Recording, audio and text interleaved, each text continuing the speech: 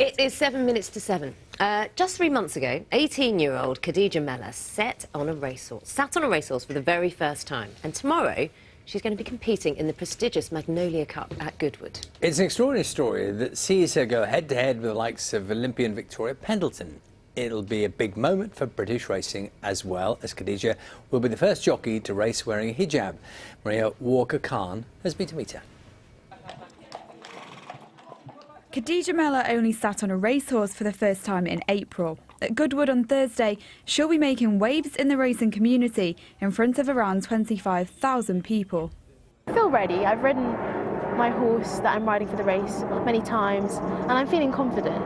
But there's always that little nervousness because I've never ridden a big race ever. The Muslim Women's Sport Foundation say you can count the number of female Muslim jockeys in the UK on one hand, but Khadijah doesn't view her background as a barrier.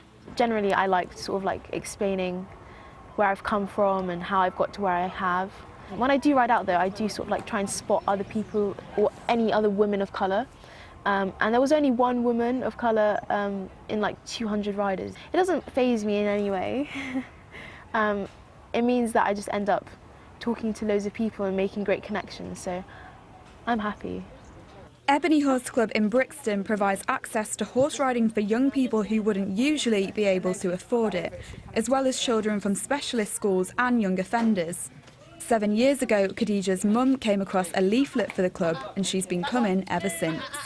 Khadijah, as long as I've known her, has always been extremely ambitious, extremely determined, and she will be here every week riding, but also helping out with the other young riders here. I've never seen her be anything less than super excited to take on a new challenge. For Khadijah, finding a club in such an urban part of the country wasn't a problem, but for many Muslim girls, it's not that simple. Of the nearly 3 million British Muslims, the vast majority of them live in big cities, making equestrian sports difficult to get into.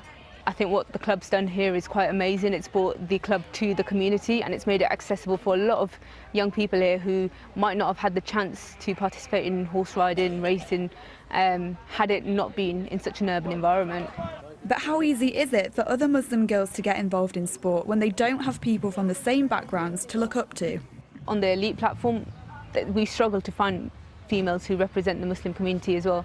So role models are something that will, I think, help Muslim girls to, try sport at least, and then if they do like it, try and progress through it as well. So it's not just about the grassroots, it's about supporting these girls all the way to the elite. I never thought initially I'd ever have a future in racing at all, but now that I've been introduced and I've, been riding racehorses for the past couple of weeks and I've fallen in love with it, I'm definitely going to keep at it and somehow maybe one day get into big races and become an amateur or an apprentice. Interesting story, isn't it? Miriam Walker-Khan was reporting there. Good luck to her as well. Yeah, it's sport, it's changing, the people involved. Good. I keep mentioning this morning, Adam Peaty is our guest this morning, speaking of sports stars, fresh back from those amazing achievements in the pool in South Korea. He'll be with us on the sofa. Excited about that. Time to find out what's happening where you are. We'll see you in a few minutes.